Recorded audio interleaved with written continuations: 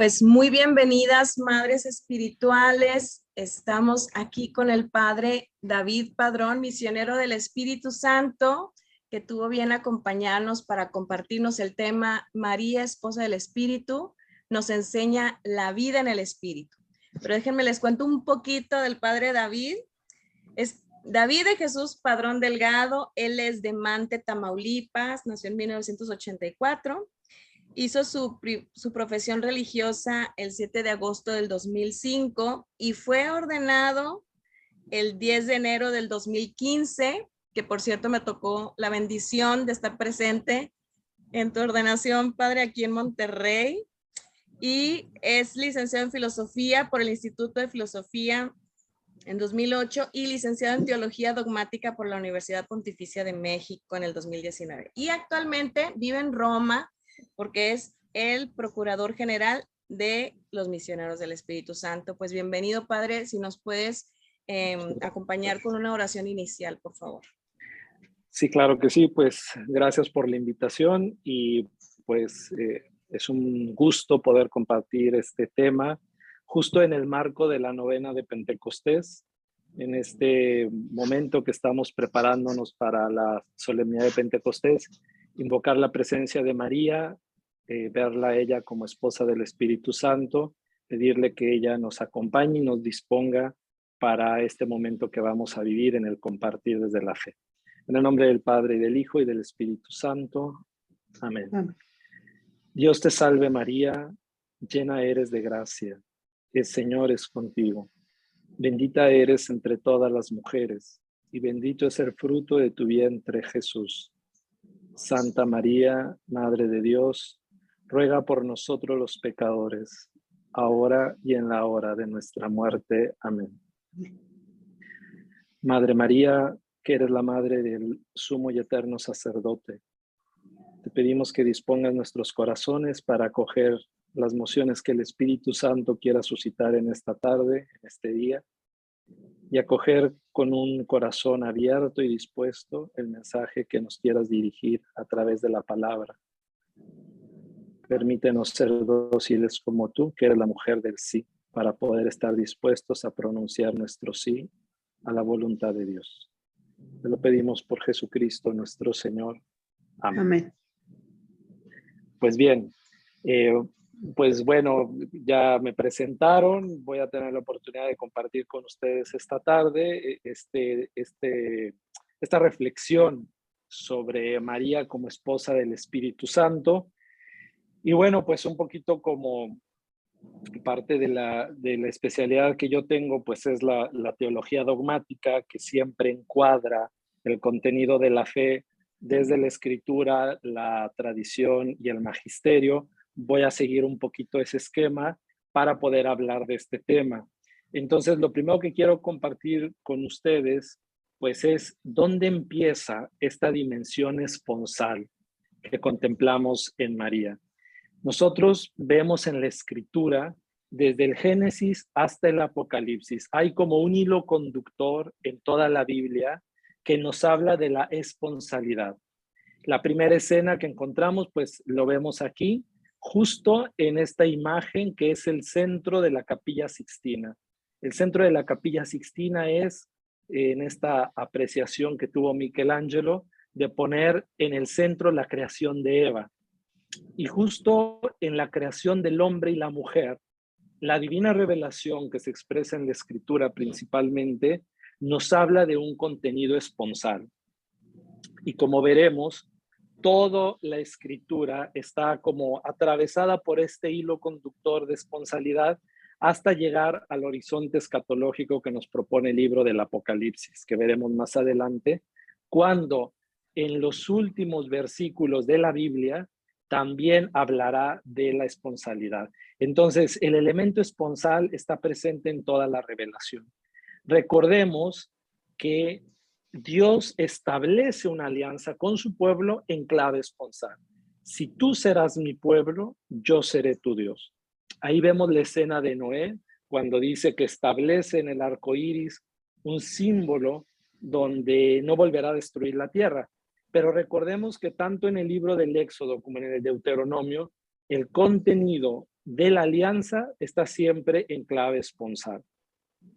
Por eso, los profetas, como veremos a continuación, constantemente reclaman la atención del pueblo para que vuelva a la esencialidad de esa respuesta esponsal. Israel, el pueblo elegido, es el pueblo de la alianza y por eso Israel será considerado la esposa del Señor, ¿verdad?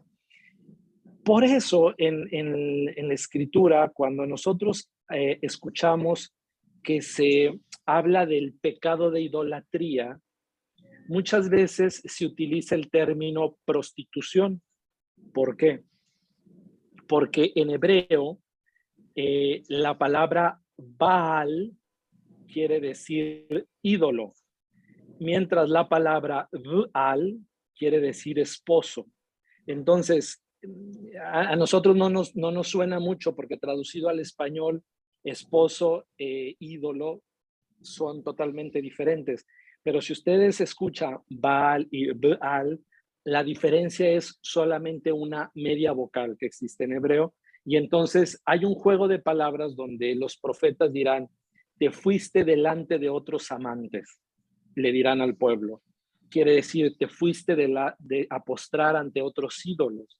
Y por eso el pecado que reclama los profetas será ese de la idolatría.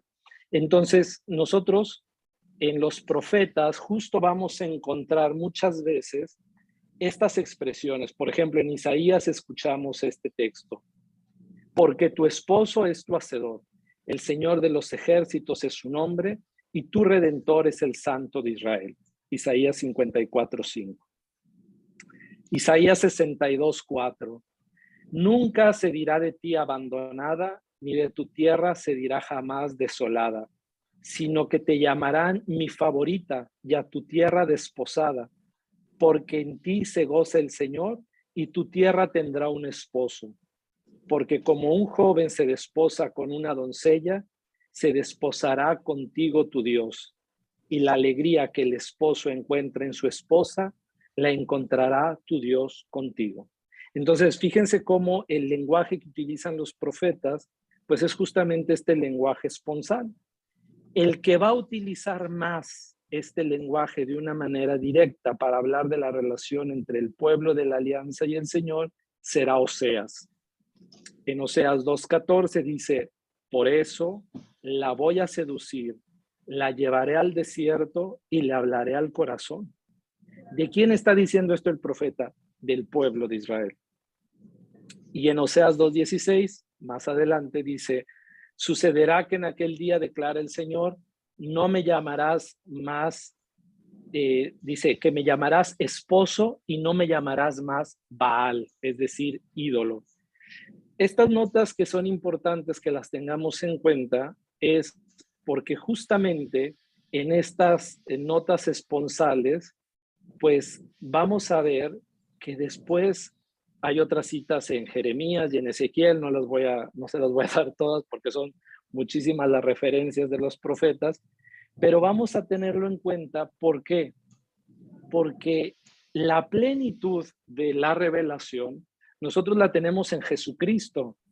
Jesús es el centro de esa revelación y lo encontramos en el Evangelio. Y entonces Jesús se va a presentar como el esposo de la humanidad. Fíjense, en Lucas 5, 33, 35, le reclaman a Jesús, le dicen, los discípulos de Juan ayunan con frecuencia y hacen oraciones. Los de los fariseos hacen lo mismo, pero los tuyos comen y beben.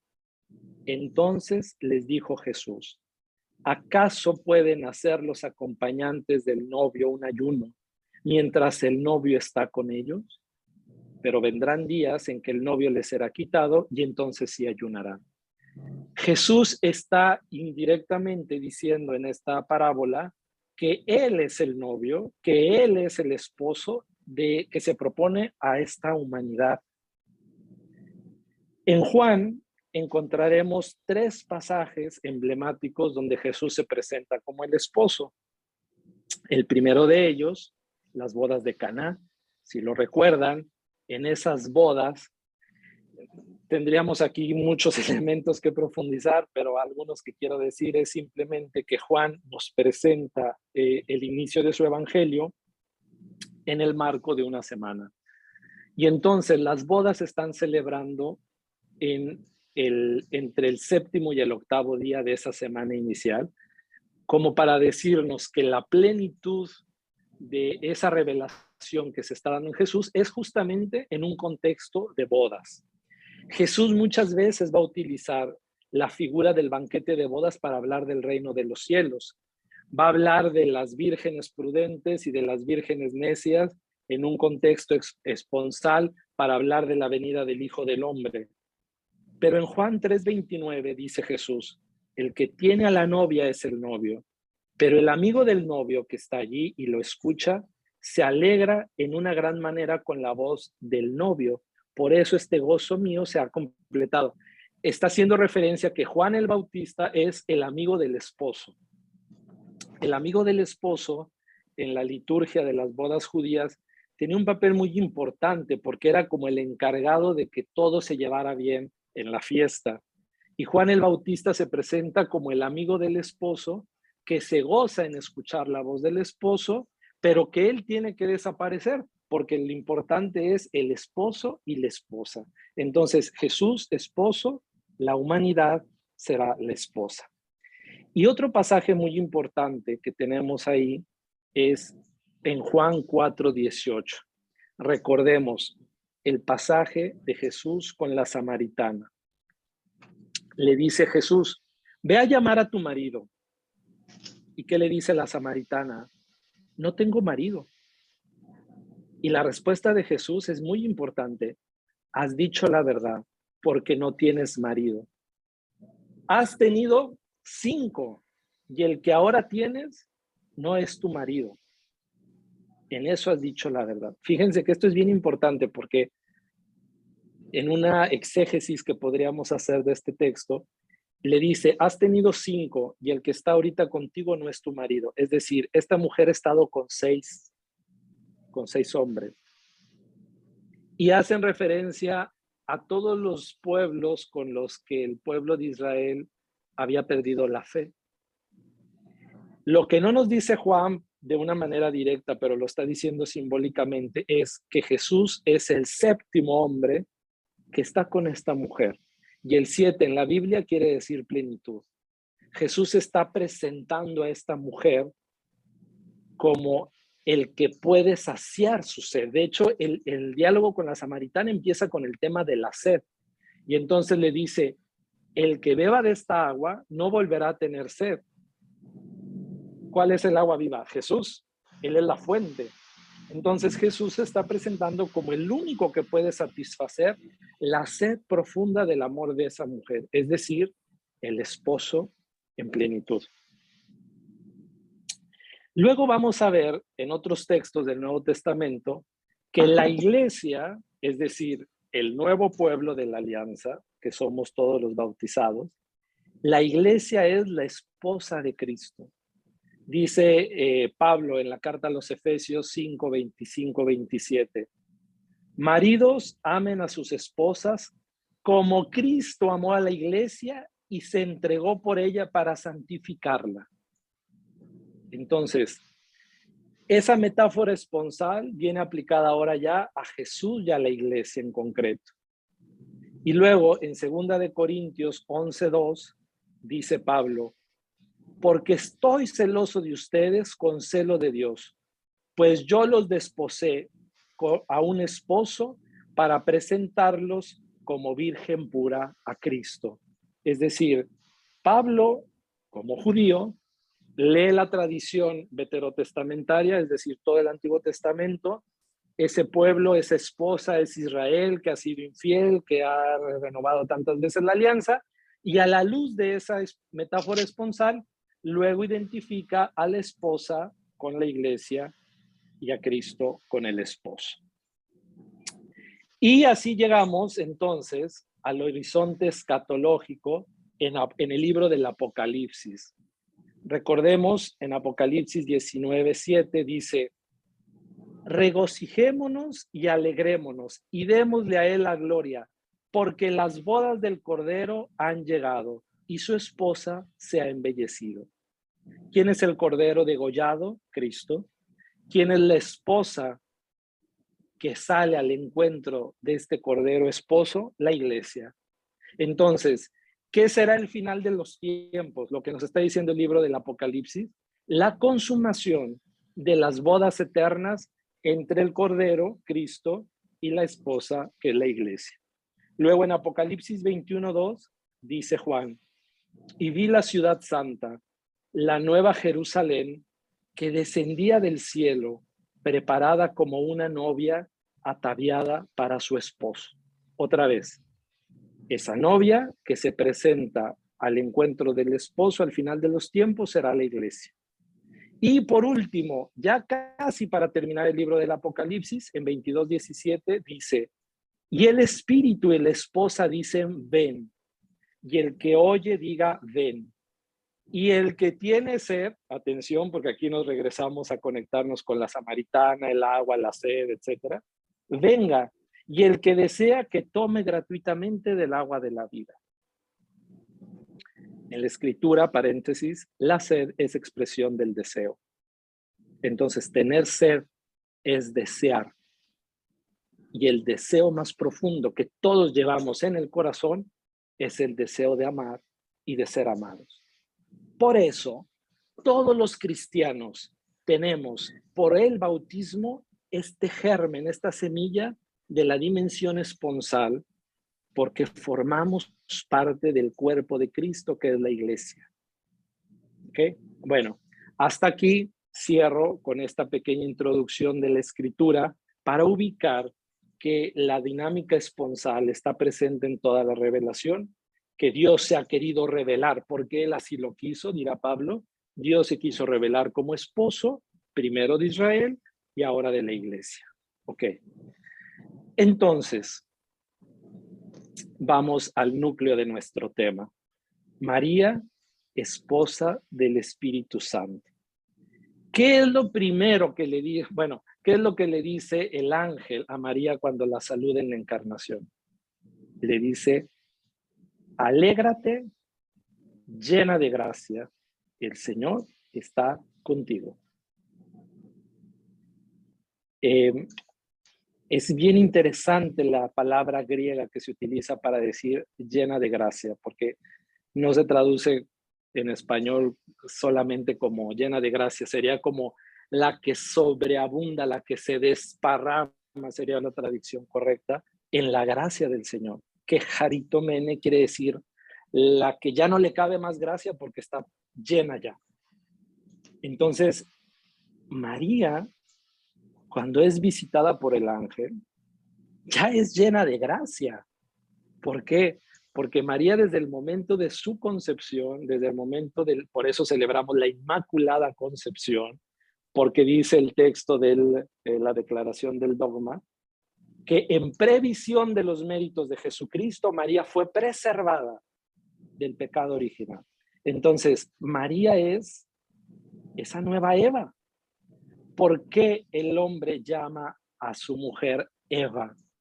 Dice el texto del Génesis, porque fue la madre de los vivientes.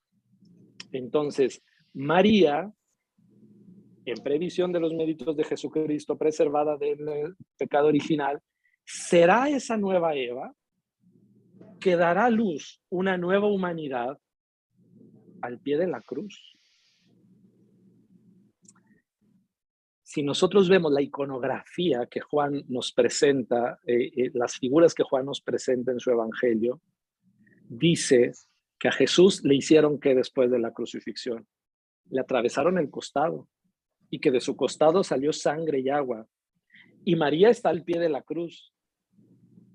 Lo que Juan nos está diciendo es que así como del costado abierto de Adán salió una nueva mujer, que sería la madre de los vivientes, Juan nos está diciendo en su evangelio, del costado abierto de Cristo, hay una mujer de pie al lado de él, que es María, que será la madre de la nueva humanidad, que es la iglesia.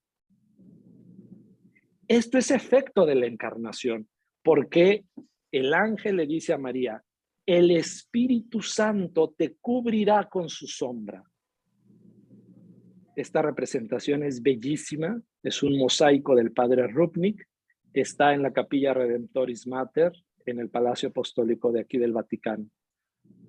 Y es bien interesante porque si se fijan, la Virgen está como dentro de un rollo de la Torá.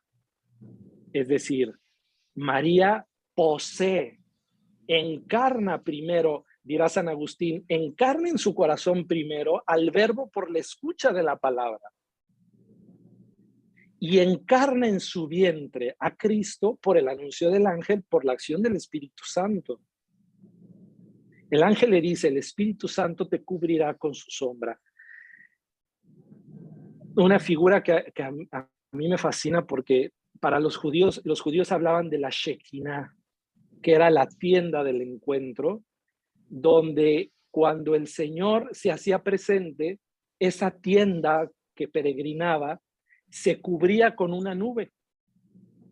Cuando el ángel le dice a María, el Espíritu Santo te cubrirá con su sombra, le está diciendo, el nuevo lugar de la presencia del Altísimo serás tú. Tú serás esa nueva Shekinah, esa nueva tienda que Dios quiere habitar, el nuevo templo. Y fíjense que es bien interesante, si alcanzan a ver en la imagen, ¿qué tiene María en su vientre? Si alcanzan a ver, tiene una madeja de hilo rojo. ¿Sí lo alcanzan a ver? Bueno, sí. Y si no lo ven, créanme que ahí en el vientre de María en el vientre hay una madeja de hilo rojo. ¿Por qué? Porque una tradición antigua decía que María había sido llevada al templo y que allí había vivido hasta antes de los desposorios con José. ¿Y qué era lo que hacía María? María hilaba con otras chicas que servían en el templo, hilaba ese hilo con el que luego se tejía el velo que cubría el propiciatorio. Y acuérdense que la carta a los hebreos dice que ese velo era Cristo. Y por eso dirá el Evangelio que cuando Cristo muere, el velo del templo se rasgó. La humanidad de Cristo, como una hostia, se partió, el velo se rasgó, pues María teje en su vientre carne de su carne y sangre de su sangre por la acción del Espíritu Santo, la humanidad de Cristo. Por eso está esa madejita de hilo rojo a la altura del vientre de María. Y no nos quedemos solo aquí. ¿Dónde aparece María también como esposa del Espíritu Santo? En Pentecostés. Este es también la Redemptoris Mater, es un mosaico también de Padre Rupnik. Y aquí esta imagen es bellísima porque si se fijan, está la mano del Padre que está donando al Verbo y el Verbo está donando, Jesús está donando al Espíritu. Y por eso si se fijan están las llamas sobre cada una de las cabezas de María y de los apóstoles, pero toda la escena está envuelta en fuego. ¿Por qué? Porque la lógica de la Trinidad es la lógica de la donación. El Padre dona al Hijo, tanto amó Dios al mundo que entregó a su Hijo único, Juan 3, y el Hijo dona al Espíritu Santo. ¿Qué es lo primero que Jesús resucitado dice a los discípulos? Reciban el Espíritu Santo. Y antes de eso, Juan en el capítulo 19 dice que Jesús, cuando muere, entregó el Espíritu. Es decir, ya Juan pone en la cruz un primer Pentecostés, una primera donación del Espíritu. El segundo lo pone en la noche del día de la resurrección y este tercer Pentecostés, que es en Lucas y en los Hechos de los Apóstoles, es ya donde María está junto con los apóstoles en la espera del don del Espíritu Santo. María es la madre de la iglesia porque ha sido fecundada por el Espíritu Santo y por eso engendra la nueva comunidad de los creyentes. En Pentecostés, el Espíritu Santo realiza la encarnación y el nacimiento de la iglesia. Reproduce al Hijo en los apóstoles, en los creyentes, y engendra el nuevo cuerpo de Cristo, que es la iglesia. Entonces, decir que María es la esposa del Espíritu Santo tiene una clave esponsal, es verdad, pero tiene directamente una clave maternal, porque van unidas la esponsalidad y la maternidad. Piensen cómo son las relaciones de María con cada una de las personas de la Trinidad. María es hija del Padre. María es madre del Verbo, de Cristo, pero María es esposa del Espíritu Santo. Entonces, María es hija, madre y esposa.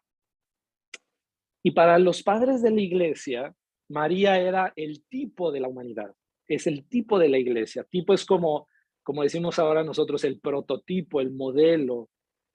Entonces, María nos representa a cada uno de nosotros. Dice San Ireneo de León, que hace poco Papa Francisco le concedió el título de doctor de la iglesia. San Ireneo dice, lo que puede decirse de María, se puede decir de la iglesia y se puede decir de cada alma en particular. Entonces, este es el ábside, es el mosaico del ábside de la Basílica de Santa María la Mayor. María aparece como esta reina, pero también aparece como, pareciera como si fuera una esposa que está inclinada hacia el esposo. Acuérdense aquel salmo que dice, de pie a tu derecha está la reina enjollada con oro de Ofir. Ahí está María a la derecha de Cristo, que la está coronando. Y no sé si alcancen a ver lo que dice el libro que tiene Jesús en la mano. Dice, vieni electa esposa. Es una cita del Cantar de los Cantares. Ven, esposa mía, amada mía, que serás coronada. Entonces, en María se reproduce, más bien, en María estamos representados todos los cristianos que estamos llamados a vivir también nosotros en clave de hijos del Padre, de esposos y esposas del Espíritu Santo y de padres o madres del Verbo, ¿verdad?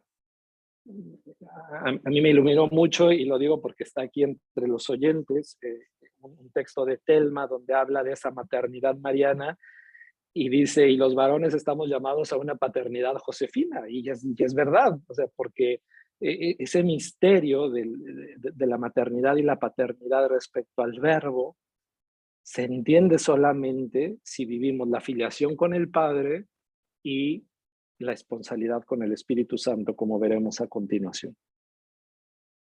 Entonces, hablar de una dimensión esponsal en la vida espiritual quiere decir que nosotros los cristianos estamos llamados a reproducir en nuestra vida, como María, la relación filial con el Padre, esponsal con el Espíritu Santo y paternal, maternal con el Verbo. Pero ¿qué es lo que sucede? Que si nosotros hablamos de que hay que vivir una relación esponsal con Dios, inmediatamente, porque Jesús pues, es el Hijo, el Verbo, el hombre, nos viene y hay un lenguaje muy que se usó mucho, por ejemplo, en la vida religiosa, ¿no? Es que las religiosas se casan con Cristo, ¿verdad? Cristo es el esposo. No, el esposo es el Espíritu Santo. Y estamos llamados a ser padres y madres de Jesús, ¿verdad? Pero antropomórficamente esto nos cuesta un poquito, porque ya un autor decía, terminando el Concilio Vaticano II, que el Espíritu Santo es el gran desconocido. Porque nosotros en nuestra vida espiritual nos viene más fácil decir, bueno, sí, soy hijo del Padre y el Padre me ama como hijo amado. Y bueno, la relación con Jesús, pues Jesús amigo, Jesús hijo, Jesús esposo, cada místico ahí pondrá su acento. Y con el Espíritu Santo, ¿cómo es la relación? Siendo la persona, permítanme decirlo de algún modo, un poco más abstracta la representación, pues nos cuesta un poco más. Yo les decía ahorita, yo soy muy visual, necesito de imágenes que me ayuden para expresar los conceptos, ¿verdad? Pues el Espíritu Santo, decía el padre Félix de Jesús Roger, es más íntimo a nosotros que nosotros mismos. El Espíritu Santo es el alma de nuestra alma, decía el padre Félix. Y vamos a ver ahorita algunos textos de la experiencia mística de Concepción Cabrera que nos van a ayudar a entender mejor esto. Pero antes de pasar a eso, simplemente leamos el Cántico Espiritual de San Juan de la Cruz. ¿Qué dice el Cántico Espiritual? El subtítulo que San Juan le pone es Canciones entre el alma y su esposo. Canciones entre el alma y el amado. ¿A dónde te escondiste, amado, y me dejaste con gemidos? Salí tras ti clamando y era así. Y entonces San Juan de la Cruz, en el Cántico Espiritual, va a hacer toda una explicación a través de un poema de toda esta teología esponsal, de unión entre el alma y el amado. Pues fíjense que muchos místicos y muchos teólogos han hablado de estas cuestiones, ¿verdad? El problema es de que luego, pues como conocemos poco nuestra tradición, pues luego pues como que a veces esto nos resulta novedoso, pero pues resulta que ya estaba en muchos autores dicho esto. Por ejemplo, hay un autor que se llama Ricardo de San Víctor. Es un autor medieval. Y les voy a leer el texto tal cual como lo cita el padre Juan Gutiérrez en su estudio que hizo sobre Conchita. Está hablando de los desposorios. Dice Ricardo de San Víctor en este texto, en el primer grado son los desposorios, en el segundo las bodas, en el tercero se consuma el matrimonio, en cuarto lugar el alumbramiento. Fíjense, desposorios, bodas, matrimonio, alumbramiento.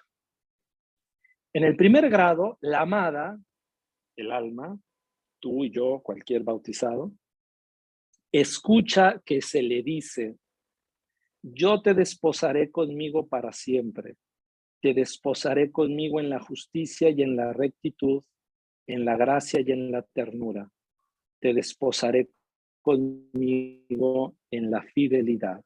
Está citando Oseas 2, 21, 22. Ese es el primer grado, párrafo de San Víctor, de esa unión en clave esponsal. En el segundo grado son las bodas de Caná en Galilea, donde se le dice, yo soy tu esposo y tú no dejarás de seguirme. En el tercer grado está escrito, quien se une al Señor hace un solo espíritu con él. Y del cuarto grado se dice, nosotros hemos concebido, hemos estado en el parto y engendrado el espíritu, Isaías 26, 18. En el primer grado, el alma recibe frecuentes visitas. En el segundo grado es desposada. En el tercero, ella se une al amado. En el cuarto, ella llega a ser madre. Ustedes me habían pedido que les hablara de cómo María, esposa del Espíritu Santo, nos ayuda a vivir en el Espíritu. Pues bueno, a través de estos testimonios vemos que lo que el Espíritu quiso realizar en María, lo quiere realizar en cada uno de nosotros. A ver, ¿cuál es la obra maestra del Espíritu Santo? Cristo. Fue lo que el Espíritu concibió en María. Y entonces, ¿qué es lo que quiere el Espíritu en cada cristiano? Reproducir al Hijo. Entonces, ese dinamismo de transformación en Cristo solamente se puede vivir si hay una unión esponsal con el Espíritu Santo, es decir, una unión de intimidad. Vamos a ver más adelante, ¿verdad? Cómo es lo que pasa, por ejemplo, en este aspecto en Conchita Cabrera, que es una mística que nos va a ayudar a entender este dinamismo en el espíritu. En 1907, Conchita ya lleva varios meses viviendo la gracia de la encarnación mística. Y en un diálogo que tiene con el Señor, fíjense lo que le dice en este diálogo que está hablando el Señor con ella. Estoy en el tomo 25 de la cuenta de conciencia, en el párrafo 187. Le dice el Señor: sed perfectos como mi Padre Celestial es perfecto, dije un día. ¿Y sabes en qué consiste esta altísima perfección para el hombre? En amarme como mi Padre me amó. Claro está que una alma, ni todas juntas podrían abarcar la perfección de Dios, porque se necesitaba que fueran otro Dios, digo, una de las personas divinas. Pero, ¿adivinas ya, hija, en qué consiste esta perfección? Le pregunta el Señor a Conchita, y él le responde: en la unión con alguna de ellas, es decir, en la unión con las divinas personas de la Trinidad, en ser el alma, hija, esposa y madre, en cierto sentido, de esas personas divinas. Hablo en el sentido místico, pues no podría ser de otro modo, pero real en sus efectos en la tierra y en especial en el eterno premio del cielo. ¿Y en qué consiste este premio?, me preguntarás. En un amor especial de aclaramiento del divino misterio de la Trinidad, cuyas irradiaciones inundan al alma desde su destierro. Oh, qué grande gracia, y a ti, hija, se te ha dado superabundantemente por mis altos fines. Eres hija, esposa y madre. Más claro no podría ser el Señor, ¿verdad? Porque le está diciendo a Conchita que la llamada de cada cristiano es que vivamos esa triple relación con la Trinidad, de ser hijos, de ser esposos, de ser padres o madres. Cuando Conchita recuerda esto que el Señor le está hablando, voy un poco más adelante, pero es siempre el mismo texto, está recordando la gracia de la encarnación mística, cómo se origina desde muchos años antes con una preparación previa. Le dice el Señor: ¿te acuerdas cuando te miró mi Padre con aquella mirada intensa de ternura filial en aquel templo? Y ahí dice Conchita: y yo recordé, Dios mío, como si acabara de pasar eso mismo. Fue en el Templo del Carmen, en la capilla del Sagrario en San Luis Potosí, etcétera, etcétera. Y prosiguió el Señor: ¿te acuerdas de los desposorios? Y aclara Conchita: yo creo esta palabra está equivocada, que en lugar de desposorios es matrimonio, porque los desposorios fueron con el Espíritu Santo, con Jesús, y el matrimonio con el Espíritu Santo. Fíjense. Y más adelante habla de una experiencia que ella tiene cuando se le presenta la Trinidad, que le dice: quiero presentarte a la Trinidad para asistir a unos desposorios. Todas esas gracias, ¿en dónde vienen a desembocar en Conchita? Pues en la gracia central de su vida, que es la encarnación mística.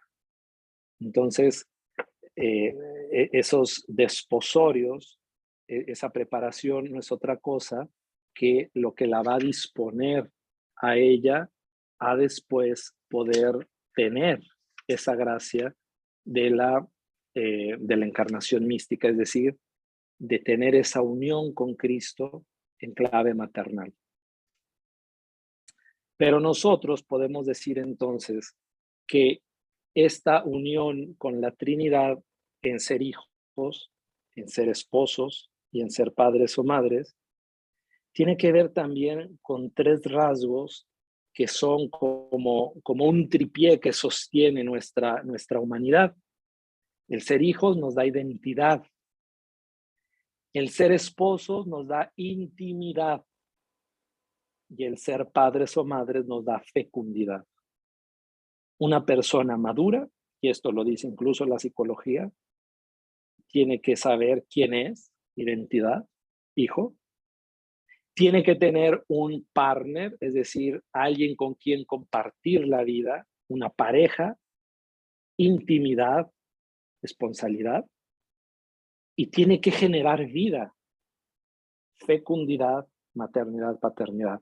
Entonces, estos que son rasgos antropológicos, nosotros podemos sobreponerlos en la dinámica de las relaciones con la Trinidad que nos hablan los místicos y todo checa. ¿Por qué? Porque la vida espiritual nos lleva a la plenitud también de nuestra humanidad. Dios no nos quiere nada más en una parte de nosotros, nos quiere enteros y quiere que vivamos nuestra identidad, nuestra intimidad y nuestra fecundidad en las relaciones que se establecen también con Él. Voy a ir concluyendo porque el tiempo se está acabando con otro texto.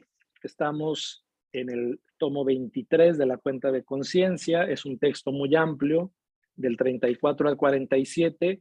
Me voy a centrar solamente en 2 párrafos de este texto, de lo que el Señor le dice a Conchita. Le dice: muy fino y delicado es este papel, diré, del Espíritu Santo en el matrimonio con el alma. Fíjense. Ahí convergen las 3 divinas personas, pero la producción de estos santísimos efectos es siempre el Verbo. ¿Y por qué? Porque es Dios y hombre, por su inclinación al abajamiento para levantar al hombre, porque se identificaba, diré, más con las mismas necesidades del hombre, porque entre los secretos de la Trinidad, este es uno que nadie lo podrá comprender. Es el del Espíritu Santo un matrimonio espiritual, y el fruto que producen las almas es también todo espiritual, purísimo y divino. El Espíritu Santo, en un acto de amor crecidísimo, engendra en el alma al Verbo, y entonces hace verdaderamente de aquella alma sus delicias, habitando en ella y poseyéndola. Este es el último grado, diré, de la vida espiritual, aunque de ahí dimanan muchos otros más. Entonces, ¿cuál es el efecto de la unión íntima del alma con el Espíritu Santo? Que ese Espíritu Santo empiece a reproducir en nosotros al Hijo, al Verbo, que el Espíritu Santo empiece a engendrar en nosotros, por gracia, atención, lo que María hizo por naturaleza, porque ninguno de nosotros puede aspirar a tener una inmaculada concepción, porque esa es solo la Santísima Virgen. Pero lo que hizo el Espíritu Santo en María por naturaleza, lo puede reproducir en el alma del cristiano por gracia. Eso sí. Y entonces, ¿de qué dependerá la mayor o menor experiencia que un cristiano pueda tener de esa unión tan alta? Pues de la experiencia que tenga de la relación con cada una de las divinas personas. Y fíjense que en el periodo del matrimonio espiritual, cito al padre Juan Gutiérrez, está caracterizado por la totalidad posible en esta tierra de la unión del alma con Dios, es decir, la unión de voluntades. Otra forma de decir santidad es decir unión de voluntades. Ya no tengo yo voluntad. ¿Por qué? Porque mi voluntad está unida con la de Dios. Entonces, decir matrimonio espiritual, otra forma es decir unión de voluntades. Y en estos grados de la vida mística, que son la vía purgativa, es una forma de decirlo en la tradición, la vía purgativa, la vía iluminativa y la vía unitiva, esa unión se produce en el alma cuando el alma empieza a tener la unión con la voluntad divina. ¿Y qué es estar en comunión con la voluntad divina? Pues amar al modo de Dios. Ya no soy yo el que vive, es Cristo el que vive en mí, dirá Pablo en la carta a los Filipenses. Y cuando el cristiano empieza a tener esa unión de voluntades con Dios, pues cuando le deja las riendas de su vida a Dios y se deja conducir por el Espíritu de Dios. Decía Conchita Cabrera, no como yo, sino como tú. No cuando yo, sino cuando tú. No lo que yo, sino lo que tú. Y tener esa unión de voluntades es también, como diría uno de nuestros nuevos santos, San Charles de Foucault, Padre, me pongo en tus manos. Haz de mí lo que tú quieras. Sea lo que sea, te doy las gracias. Lo acepto todo, con tal que tu voluntad se cumpla en mí. A eso nos lleva el Espíritu Santo.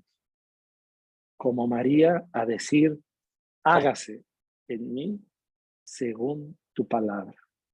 Pero ese hágase en mí que pronunció en la anunciación es el mismo hágase en mí al pie de la cruz y será ese mismo hágase en mí el que será en Pentecostés con esa fuerza, con esa fecundidad del Espíritu que fecunda a la Iglesia en María. Yo me detengo aquí para dejar 10 minutos por si hubiera alguna pregunta antes de retirarme. Entonces voy a dejar de compartir pantalla y el Padre, micrófono para ustedes. Sí, dime. si gustas terminar con la bendición, dejo de grabar y vamos a las preguntas, ¿sale? Ok, perfecto. Pues vamos a pedirle al Señor que selle este encuentro con su Espíritu Santo, con el amor que habita la Trinidad y que, como también le decía Conchita cuando le habla del tercer amor que quiere besar su alma con ese beso eterno del Padre al Hijo y del Hijo al Padre, que es el Espíritu Santo, pues que nos bese con el beso de su boca. El Señor esté con ustedes. Y con tu espíritu. El Espíritu Santo, fuente de toda pureza, se las comunique por medio del amor y de la cruz, y guarde sus cuerpos y sus almas, siempre puros y sin mancha. Y la bendición de Dios Todopoderoso, Padre, Hijo y Espíritu Santo, descienda sobre ustedes y permanezca para siempre. Amén.